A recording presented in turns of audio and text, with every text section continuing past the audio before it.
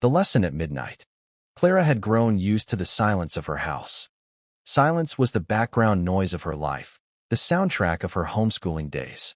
While other kids laughed and shouted in crowded hallways, Clara sat at the kitchen table with her mother, the two of them hunched over thick, worn textbooks that smelled faintly of dust and mildew. Her parents believed in keeping the outside world at bay. No television, no internet, no phone of her own. Just books. Books stacked in every corner of the house, towers of history, grammar, arithmetic, and science. Even the wallpaper seemed faded, as if the house itself had grown tired of color and chatter. Clara didn't complain. She was used to the isolation, used to the rhythm of quiet lessons and quiet meals. Sometimes she felt like the house was less a home and more a school that never ended, its hallways echoing with rules. But that September, when the nights grew cooler and the trees began shedding their leaves, something changed. Something small at first. Something that would have seemed harmless if it hadn't grown into something much darker. Clara woke one night to the sound of murmuring. At first, she thought it was the wind pushing against the old glass panes, but the rhythm was too deliberate. Words. Low. Even words that carried the cadence of a lecture. Her room was dark, the kind of thick dark that only existed in old houses where no streetlights bled in. The whisper came from down the hall. From the living room. She slipped out of bed, her bare feet brushing against the cold floorboards, and padded toward the sound. As she drew closer, her heart tightened in her chest. It was her mother's voice. Steady, patient. A teacher's tone. Turn to page 73, her mother said, her voice flat, almost mechanical. Read aloud. Clara stopped in the doorway of the living room. The sight before her made her throat close. Her mother sat perfectly upright in the wooden chair at the head of the dining table. Her back was stiff, her hands folded on the table as if waiting for a student to respond. But the room was empty. There was no one sitting across from her. The house was completely dark, no candles, no lamps, just the faint silver glow of moonlight coming through the window. Yet her mother spoke clearly into the shadows as if addressing a classroom full of children. Begin, she said. Read aloud. Clara's pulse thundered in her ears. She wanted to call out, to ask what her mother was doing, but her voice caught in her throat. She backed away, step by step, until she was back in the hallway, then turned and fled to her room. She pulled the covers over her head, her body trembling, trying to convince herself she had dreamt it. The next morning at breakfast, Clara stared at her mother. She looked tired but ordinary, sipping coffee, quizzing Clara on multiplication tables. Finally, Clara blurted, "Mom, were you awake last night?" Her mother frowned. "No. What?" Clara hesitated. I thought I heard you talking." Her mother shook her head.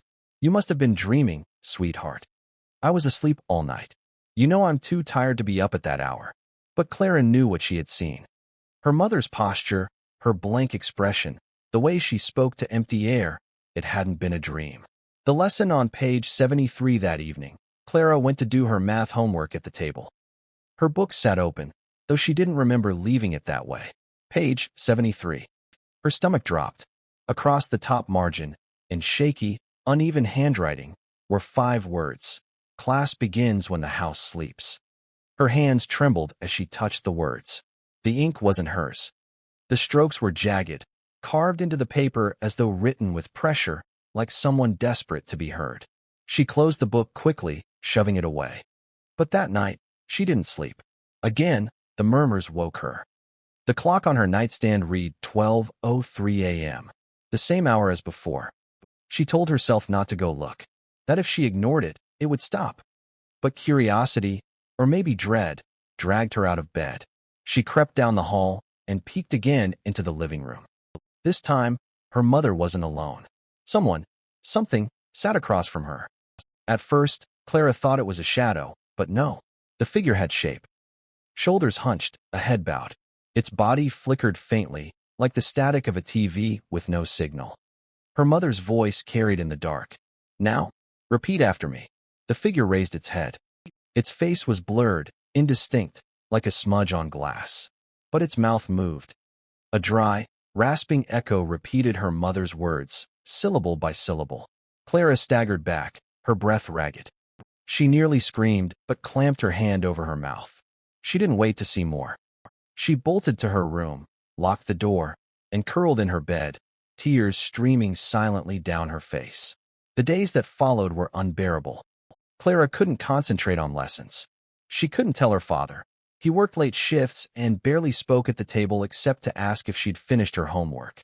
She couldn't tell her mother. Her mother either didn't remember or refused to admit what was happening. But every night, it repeated. 12:03 a.m. The voice. The lesson. The figure. Sometimes there were more figures. 2, 3, 4. The living room filled with shapes, children made of shadow and static, sitting stiffly in the chairs as her mother lectured. And always, the words returned to her. Class begins when the house sleeps. One night, Clara couldn't take it anymore. She crept downstairs, holding her phone's flashlight in her trembling hand. The living room was crowded. At least 6 figures sat at the table now, their faces smudged, indistinct, their bodies shifting faintly like smoke caught in sunlight. Her mother stood at the head of the table, her voice rising in strange, echoing chants. Clara's light flicked across the table, and for a split second, every shadowy head turned toward her in unison. Dozens of blurred faces staring at her. Her mother's voice broke its rhythm, snapping into a tone Clara had never heard before. Harsh, cold, commanding. "Clara, sit down." The flashlight slipped from her hand. She stumbled backward, slamming into the wall. "Mom, what are you doing?" she cried. But her mother only stared, her eyes hollow, her body rigid. "You are late for class." The shadows stirred, chairs creaking though no weight pressed them. The air grew icy, Clara's breath fogging the beam of her light. She ran. The next day, Clara skipped her lessons and searched the house. She couldn't live another night like that. Something was wrong with her mother, wrong with the house itself. In the hallway closet, behind stacks of linens, she found a panel in the wall, loose, as if it had been pried open before. She pulled it aside and gagged at the stench. Behind the wall was a crawl space. Cramped, wooden beams rotting, the air thick with mold. And scattered across the floor were notebooks. Dozens of them. Clara dragged one out into the light. The handwriting wasn't her mother's, not at first. Pages filled with neat lessons, spelling lists, arithmetic drills. But as the years went on, the handwriting changed. Jagged. Desperate. The entries became notes. "Please. We can't leave the class. She won't let us leave. Class begins when the house sleeps. Help us." And at the very end, one final entry, scrawled so deep it tore through the page. "Bring her another student." That night, Clara locked her door, barricading it with her desk. She curled in bed, shaking, listening. At 12:03 a.m., the voices began, louder than ever. A chorus of murmurs, rising, filling the house. Her mother's voice above them all. "Tonight, she joins us." Clara's doorknob rattled. Slowly at first, then violently. A whisper hissed against the wood. Dozens of voices overlapping. "Clara, come to class." The barricade shuddered as if something pressed from the other side. Her lamp flickered, shadows stretching long across the room. And then, silence. She sat frozen for what felt like hours. When dawn broke, the house was quiet. But on her desk, lying neatly in the center, was her math book. Open to page 73. Beneath the words already scratched there, a new line had been added in fresh ink. Attendance is mandatory. Story 2, The Vanishing Student. Isaac had always thought of Thursday afternoons as the strangest part of his week. While most kids trudged through the halls of noisy schools, he and 4 others gathered in Mrs. Carmichael's basement, sitting around a wooden table that smelled faintly of mildew and dust. The co-op was supposed to be a way to give homeschooled kids a sense of community. 5 families rotated teaching duties, each parent taking turns with math, science, literature, or history. Sometimes it worked. Sometimes it didn't. But for Isaac, it meant one day out of the week when he wasn't alone at the kitchen table with his mother's strict gaze bearing down on him. The Carmichael basement was dim, its single window half covered by ivy, letting in only a stripe of gray light. The table was old and scarred, the kind of thing that had been passed down too many times, its legs uneven, its surface gouged with lines and dents that no one bothered to polish. There were 5 chairs. Isaac sat between Peter and Sarah most weeks. Across from him were Matthew and little Anna, who was only 9 and barely old enough to keep up. On the far side, the week's parent would perch with stacks of photocopied worksheets and heavy sighs. It was monotonous, predictable, until the Thursday that Peter wasn't there. Peter's absence was brushed off easily. His family moved, Mrs. Carmichael said, flipping through lesson plans as if nothing were unusual. It was sudden, but that happened sometimes. The others accepted it without question. Kids disappeared from the co-op occasionally. Families moved, curriculums shifted, parents disagreed about teaching styles. It wasn't unheard of. But Isaac thought it was strange that Peter hadn't mentioned it. Just last week, they had whispered jokes about Mrs. Carmichael's monotone voice, stifling laughter as she droned through a reading comprehension exercise. Peter hadn't said anything about moving. Nothing about goodbyes. What unsettled Isaac more was the chair. It sat empty that day, pushed neatly under the table, as if waiting. And when the lesson ended, Isaac noticed something carved into the wood in front of it. A name. Peter. The letters were rough, jagged, etched deep into the table's surface. Not like the idle doodles kids sometimes scratched with pens or pencils. These looked deliberate, cut with force, as though someone had dug them into the wood with a knife. Did Peter do this? Isaac asked, running his fingers lightly over the grooves. Mrs.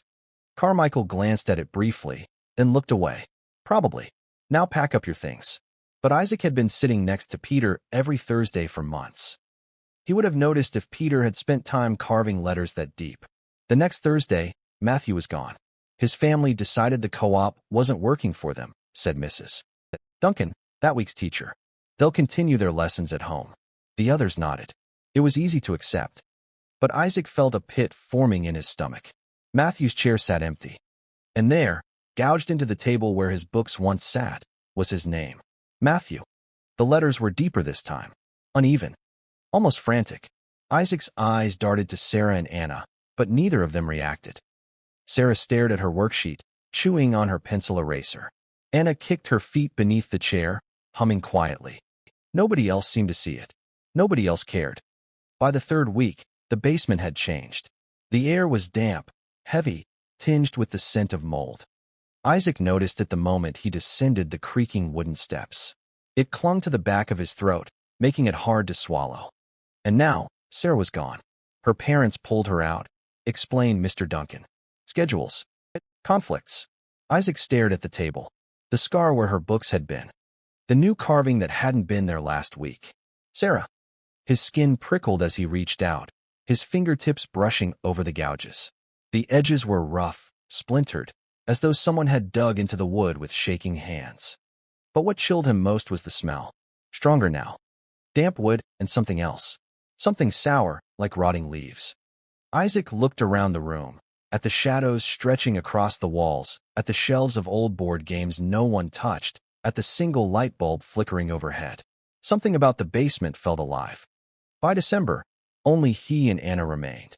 She sat across from him, her small hands folded on the table, eyes wide but unfocused. She barely spoke. That week, Anna didn't show up. The excuse was the same. Her family moved suddenly. Isaac didn't bother to ask questions anymore. He only looked at the table. Anna. The name stretched across the scarred surface, each letter carved so deep that the wood around it splintered and cracked. The smell was overwhelming now, a damp, earthy stench that made Isaac want to gag. The walls seemed closer, the air colder. When he looked up, he realized he was the only student left. One chair, one name missing. His own. That last Thursday, Isaac didn't want to go. He begged his mother to let him skip. He said he wasn't feeling well. He said he had stomach cramps. But his mother insisted. You need to be with other kids, Isaac. Don't make a scene. So he went. The basement was darker than usual. The single bulb overhead flickered as he sat at the table. His chair scraped loudly against the floor, echoing in the stillness. No teacher sat at the head of the table. No parents bustled with worksheets. Just silence. Isaac sat frozen, staring at the scarred surface, at the names carved deep into the wood. Peter, Matthew, Sarah, Anna. The smell was suffocating. Rot, damp wood, and something faintly metallic. He told himself to stand, to leave, to climb the stairs and never come back.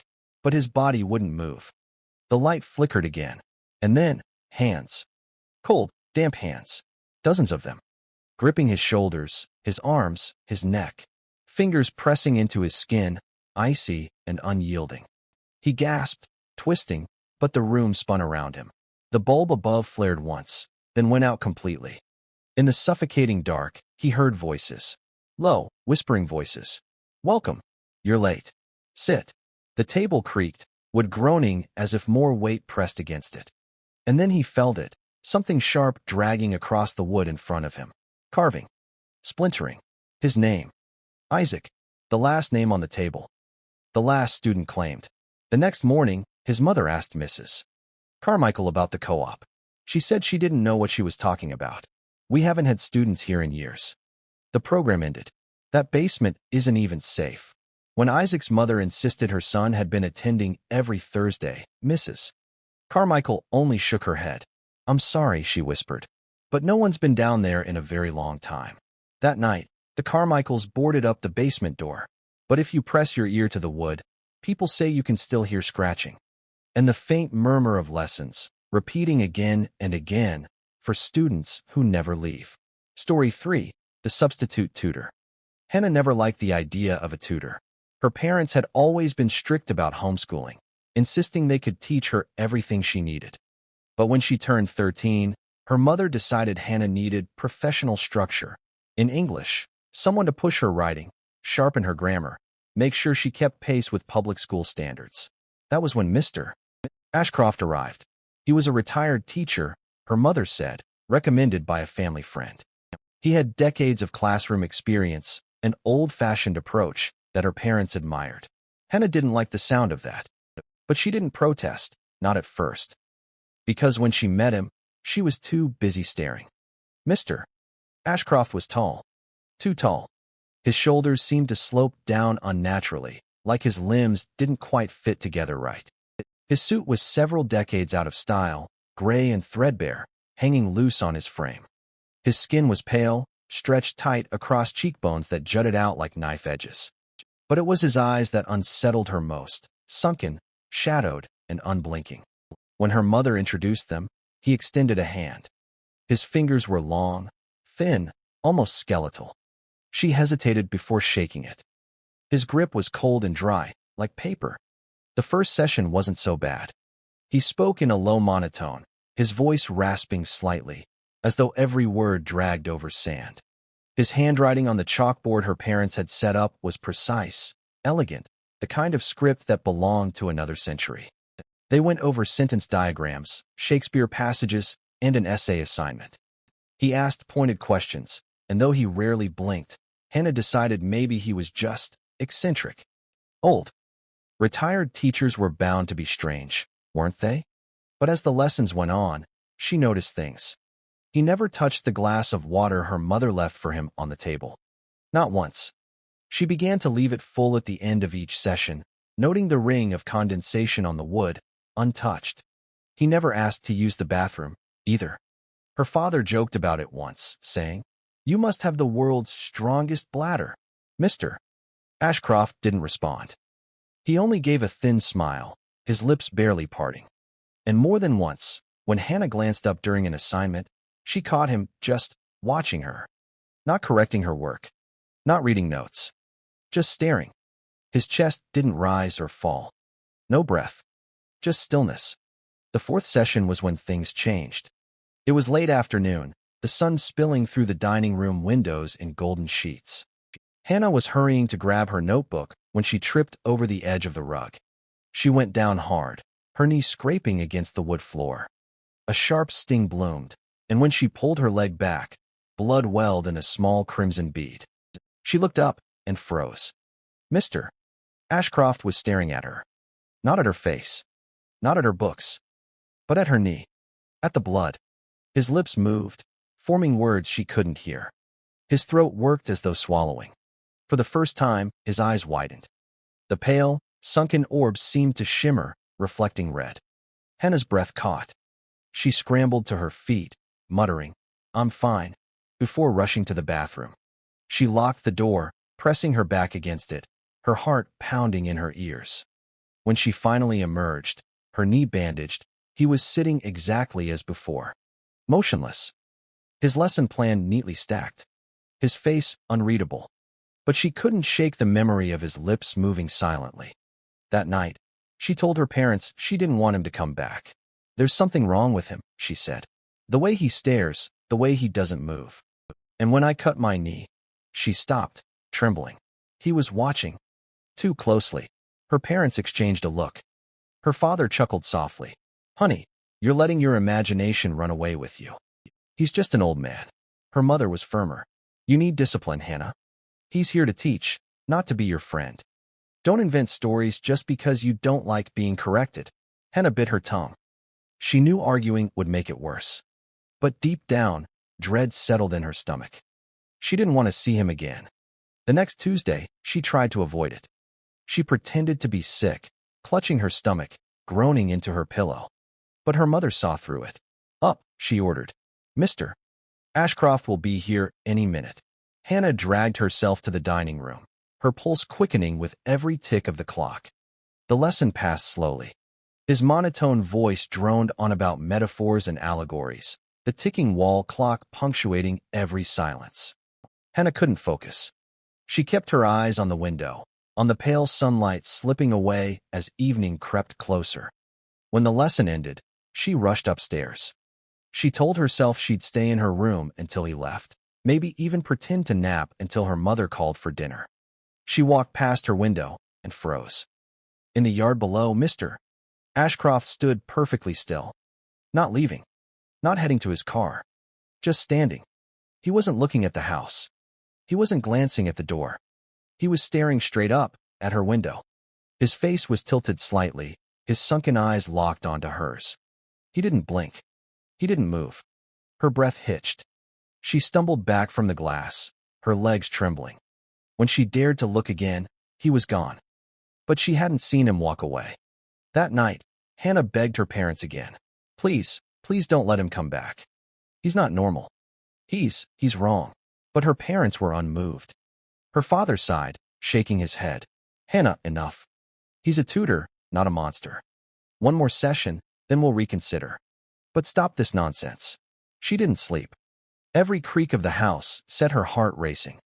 Every shadow outside her window looked like a tall figure standing silently in the dark. When morning came, she was too tired to protest. Mr. Ashcroft arrived, punctual as always, his gray suit hanging loose on his frame. He greeted her parents politely, his lips curling in that paper-thin smile. The lesson passed in suffocating silence. Hannah barely wrote, barely spoke. She could feel his eyes on her, every second, unblinking, unbreathing. When it was finally over, she rushed upstairs, desperate to shut herself away. She closed her bedroom door, leaned against it, and exhaled shakily. But something was wrong. Her books were gone. Every English textbook, every grammar guide, every anthology of stories, gone. She tore through her shelves, her desk, her drawers. Nothing. Panic clawed at her chest. Then she looked out the window. Her breath caught.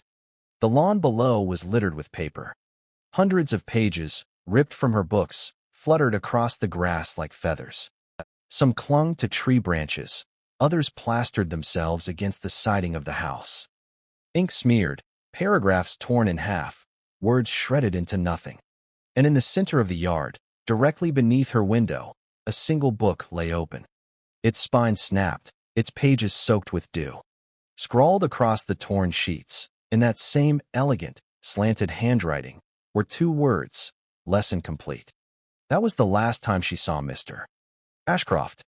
Her parents never found the books. They scolded her for throwing them out, though she swore she hadn't. They searched the yard, the trash bins, even the neighbor's property.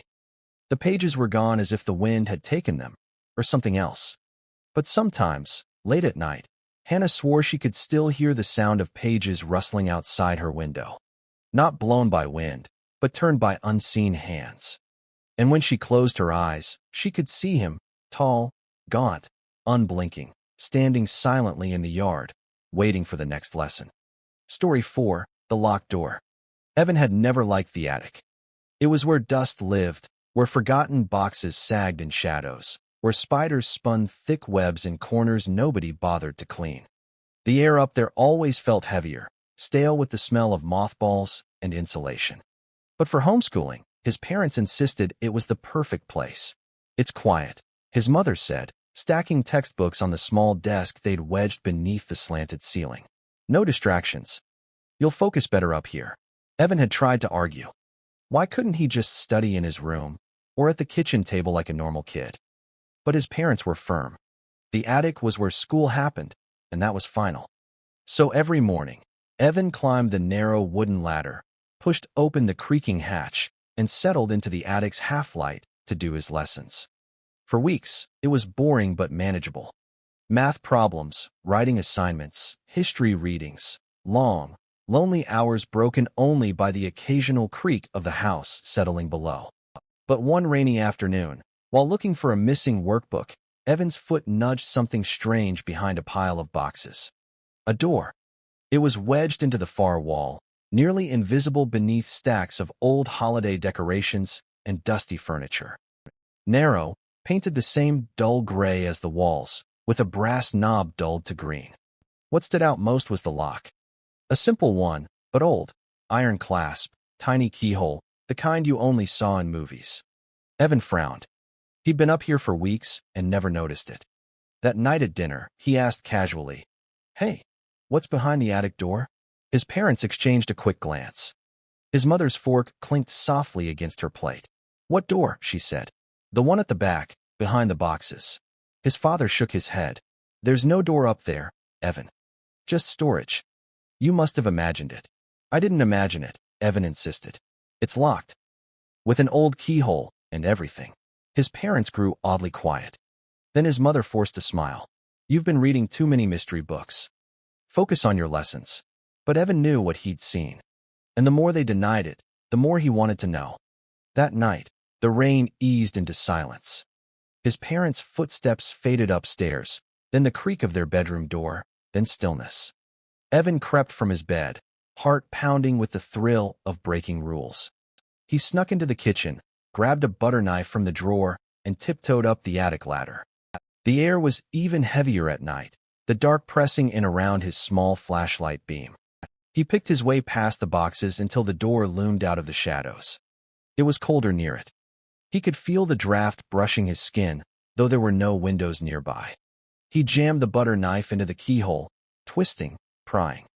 The lock was stubborn, groaning as if protesting. Finally, with a snap, the mechanism gave way. The door creaked open. The smell hit him first, stale, sour, like old paper left to rot. Inside was a tiny room, barely large enough to fit a desk and chair. The walls slanted inward, pressing close, making the space feel more like a crawl space than a room. On the desk sat a neat stack of yellowed worksheets, edges curled with age. Evan picked one up. His flashlight beam revealed faded pencil marks in a child's uneven handwriting. At the top, where the name went, he read, Mary Thompson. His mother's maiden name. The date, September 1993. Evan's stomach twisted. 30 years ago, when his mother was his age. He flipped through page after page. All schoolwork. Arithmetic drills, reading comprehension, grammar worksheets. All with her name. All carefully filled out. But why were they here? Why had she never mentioned this room? The air grew colder as Evan set the papers down. He told himself it was just the draft. Just the night. He turned to leave, and the door slammed shut. The bang echoed, shaking the little desk, sending the papers fluttering. Evan dropped the flashlight in his panic. Its beam rolled across the floor, casting wild, jerking shadows. He grabbed the knob. Pulled. It didn't budge. The lock had reset. His breath came fast. He pounded on the wood. "Mom? Dad?" The silence pressed closer. And then he heard it. A voice. Small, faint, coming from the corner of the room. "You shouldn't have opened it." Evan spun, his flashlight beam shaking. There was nothing in the corner. Just shadows deepening against the wall. But the voice came again, higher, younger, almost sing-song. "Now it's your turn." His throat tightened. Who's there?" The shadows seemed to shift. To swell. His flashlight flickered. Papers rustled on the desk, though no wind blew. The worksheets lifted, one by one, fluttering into the air, circling him like leaves in a storm. His mother's name flashed again and again as the pages spun. Mary Thompson, Mary Thompson, Mary Thompson, until they dropped suddenly, lifeless, to the floor. The voice was closer now, just behind his ear. Your turn. The lock clicked. The door swung open on its own. Evan bolted out, scrambling across the attic floor, his flashlight beam bouncing wildly. He nearly tumbled down the ladder in his rush. He didn't stop until he was in his room, door locked, covers yanked over his head like he was 6 again. He didn't sleep. Not really. In the morning, his parents acted normal. Too normal. He tried to tell them. There was a room. With your name on old schoolwork. The door locked behind me. I heard. But his mother cut him off sharply. Evan. Her fork trembled in her hand. His father's voice was low. You leave that door alone. Do you understand? They never mentioned it again. But that night, when Evan climbed into bed, he found a worksheet waiting on his pillow. Fresh paper. Fresh pencil marks. His name scrawled at the top in shaky handwriting. And at the bottom, in faint, childlike script, words that weren't his. Lesson 1. Stay quiet. From then on, the lessons began every night. He never saw the figure. Never fully. Only the shifting shadows in the corners of his room. Only the sound of pages turning when no books were open. Only the faint scratch of a pencil moving across paper when his hands were still. And every morning, a new worksheet waited for him. All filled out. All in his handwriting. But he never remembered writing a single word. Story 5. The curriculum that wrote itself. Leah had always hated the binders. They were heavy, leather-bound, their spines cracking with age, even though her father bought new ones every year. Each was labeled neatly in his precise block handwriting. English, history, science, mathematics. But instead of textbooks, each binder was filled with lined paper, page after page of her father's handwriting. Every night, she would hear him downstairs at the kitchen table, scribbling by lamplight until long past midnight. Then, in the morning, her lessons would be waiting for her, strange assignments written by his hand. They were never normal worksheets. Instead, they were exercises wrapped in bizarre stories, tales of children who wandered into forests and never returned, or of families who vanished from their homes, leaving only empty clothes behind. And always, at the end of each assignment, a strange line written in smaller, sharper script. This is how it will happen. Leah tried to ignore it. Her father was eccentric, obsessed with education, convinced the world outside their walls was dangerous. The schools don't prepare you, he told her. They don't see what's coming. But the binders made her uneasy. One morning in late September, Leah padded down the stairs earlier than usual. She expected to find her father hunched at the table, bleary-eyed, a cup of black coffee steaming beside him as always. Instead, she found him slumped forward, cheek pressed to the wood, fast asleep. The lamp still burned.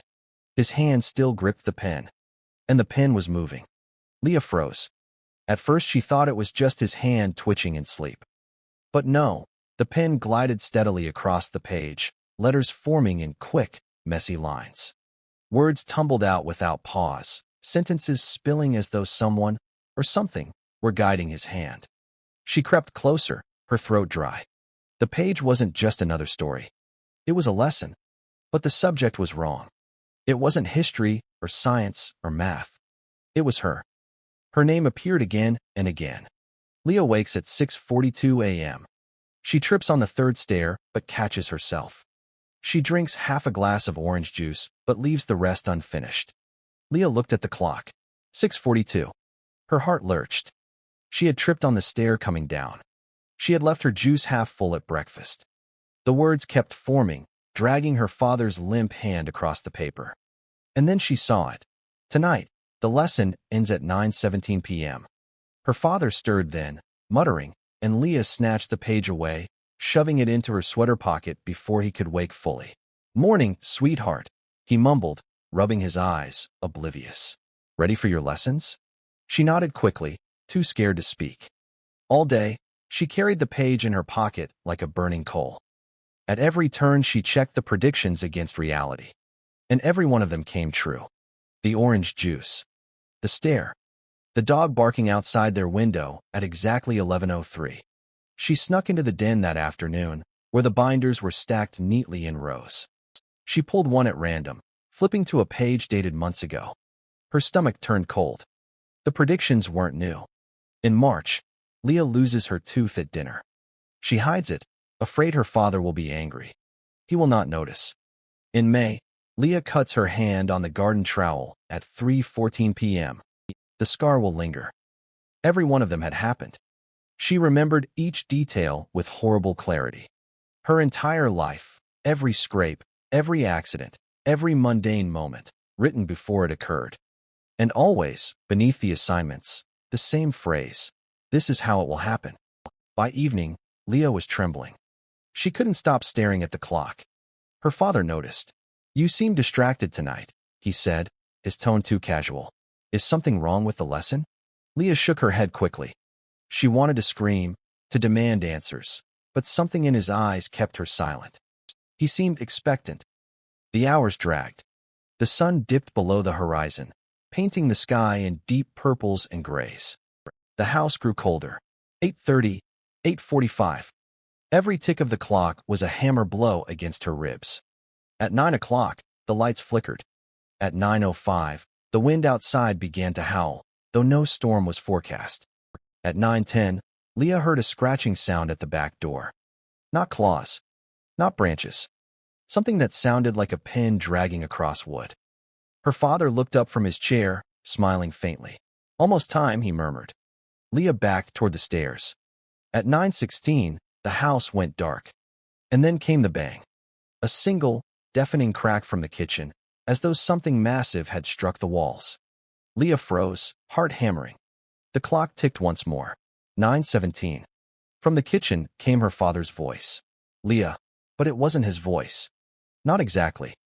It was deeper, distorted, echoing as though spoken through another mouth, another throat. "Leah," it called again. "Class is not finished." She ran, bolted up the stairs two at a time, slamming her bedroom door, locking it with shaking hands. The house groaned. Footsteps creaked up the stairs, impossibly slow, dragging as though something heavy followed.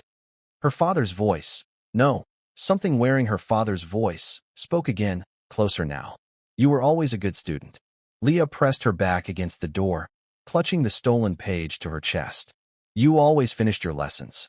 The knob rattled. And then, silence. When morning came, Leah's room was exactly as she had left it. The door still locked. The house eerily quiet. Her father was gone. Only the binders remained. Dozens of them, stacked neatly at her desk. Pages waiting to be filled. And on top, a single fresh sheet of paper.